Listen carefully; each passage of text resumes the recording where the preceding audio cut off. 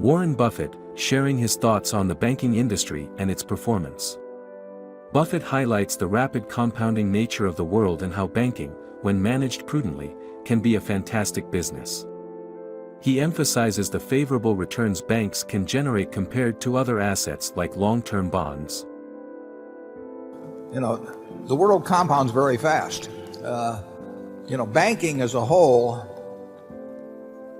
has earned at rates that are well beyond on tangible equity, well beyond, I think, what much more glamorous businesses have earned in recent years. Well, banking is a good business if you don't do dumb things on the asset side. I mean, basically, and it's a business that the banks we own earn between the commercial banks earn between 12% and 16% or so on net tangible assets. That's a good business. It's a fantastic business against the long-term bond, at 2%. If you have a choice between a 2% instrument and a 12% instrument, which one's going to win over time? So if you ask me whether I think banks are going to go down where they only earn 3 or 4% on tangible assets, I don't think that'll happen. I wanted to ask you to comment on the relative PE multiples of bank stocks versus the S&P. They seem to be at 35 to 50-year relative lows to the S&P, and I was wondering if that's a result of a change in the market's perception of the forward growth rates of banks, or if the market has perceived that there's a change in risk there. You're asking about the performance of what group compared to the S&P? Banks. Banks? Well, and what was your assertion about the performance historically? Well, the relative multiple of bank stocks versus the S&P. Back in the 40s, 50s, 60s, they commonly traded at, say, 1 times an S&P multiple, and now they're maybe half that level. Yeah, Harry Keefe used to have a lot of figures on this, and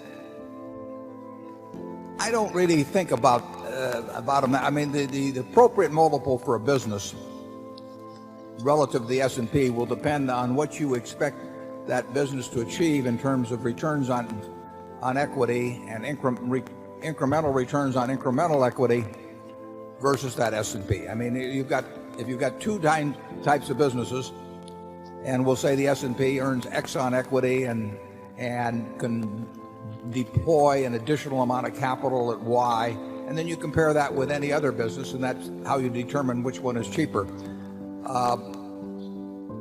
I would not characterize all banks as the same. I mean, we have in this room John Forlines, who runs the Bank of Granite, North Carolina, and they've earned 2% on assets without taking any real risk for decades, and it's a tremendous record. And then you have other banks that have been run by people that took them right into the ground. I mean, whether it was First Pennsylvania going back 30 years ago, I think it was John Bunning, and they're not a homogeneous group. We own stock in a couple of banks. We own stock in M&T that has an exhibit downstairs today. We own stock in Wells Fargo, and we think those institutions are somewhat different than other businesses. So Warren Buffett acknowledges that the banking industry can be highly profitable if managed prudently.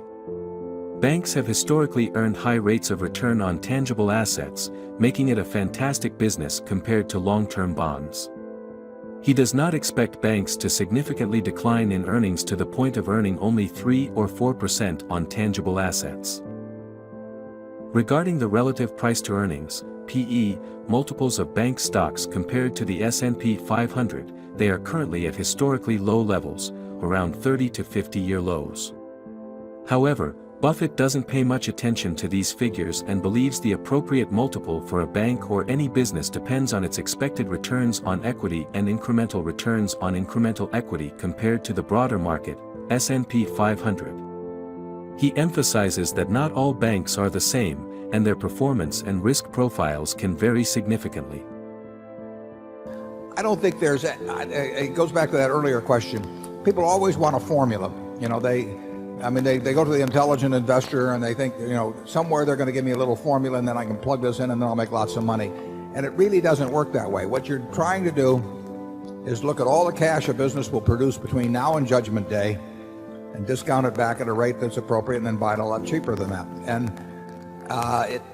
whether the money comes from a bank, whether it comes from an internet company, or whether it comes from a brick company, the money all spends the same. Now the question is, what are the economic characteristics of the internet company or the bank or the brick company that tell you how much cash they're going to generate over long periods in the future? And I would come to very different answers, on M&T Bank versus some other bank. So I wouldn't want to have a single yardstick or a relative PE that I went by. I think that banks have sold, a good many banks have sold at very reasonable prices. We bought all of a bank in 1969. We bought a bank in Rockford, Illinois.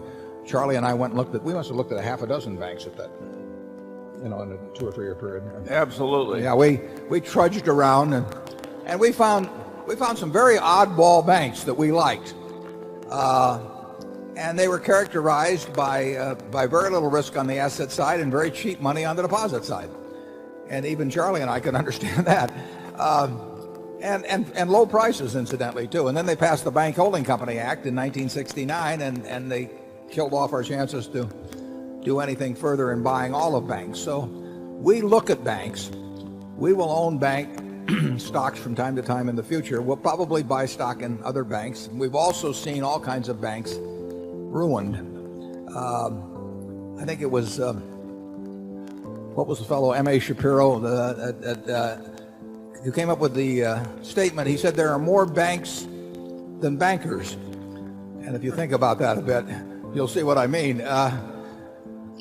There have been a lot of people that have run banks in a very injudicious manner, but that's made for opportunities for other people. A lot of banks have disappeared over time. I mean, up in Buffalo, where Bob Wilmers runs M&T, there were some other very prestigious institutions that went right down the tubes, and a lot of that happened in the early 90s or late 80s. So I wouldn't look for a single metric like relative PEs to determine how to invest money. You really want to look for things you understand and where you think you can see out for a good many years in a general way as to the cash that can be generated from a business. And then if you can buy it at a cheap enough price compared to that cash, it doesn't make any difference what the name of it attached to the cash is. Charlie? Yeah, I think the questioner is maybe even asking the wrong people that question. I would argue that Warren and I have failed to properly diagnose banking. I think we underestimated the general good results that would happen because we were so afraid of what non-bankers might do when they were in charge of banks. There are a number of banks that over the last 5 or 6 years, on tangible net worth, a number of them have a lot of goodwill, but on tangible net worth have earned over 20% on equity. You would think that would be difficult for an industry to do, dealing in a commodity like money. And of course the bankers will argue it's not a commodity, but it's got a lot of commodity-like characteristics. And you would think those kind of returns in a world of 6% long-term interest rates and much lower, you'd think that would be very hard. Well, you would have thought it wouldn't have occurred. You think it'd be hard to sustain. We've been wrong in the sense that banks have earned a lot more money on tangible equity than Charlie and I would have thought possible. Now, I think to some extent they've done it because they've stretched out equity much further than was the case 20 or 30 years ago. I mean, they operate with more dollars working per dollar of equity than people thought was prudent 30 or 40 years ago. But however they've done it, a number of banks have earned very high returns on equity in recent years. And if you earn high enough returns on equity and you can keep employing more of that equity at the same rate, that's also difficult to do. The world compounds very fast. Banking as a whole has earned at rates that are well beyond, on tangible equity, well beyond, I think, what much more glamorous businesses have earned in recent years. And Charlie, you have any further thoughts on that? I say again, we didn't diagnose it as it actually turned out. And even worse than that, we haven't changed. And even worse than that, we won't. Warren Buffett and Charlie Munger demonstrate their investment philosophy, focusing on the long-term potential of businesses and the importance of understanding their economic characteristics. While they acknowledge their past misconceptions about the banking industry, they stress the importance of analyzing each business individually and being cautious about generalizing based on relative PE multiples. Their insights provide valuable perspectives on how successful investors approach the evaluation of different industries and businesses.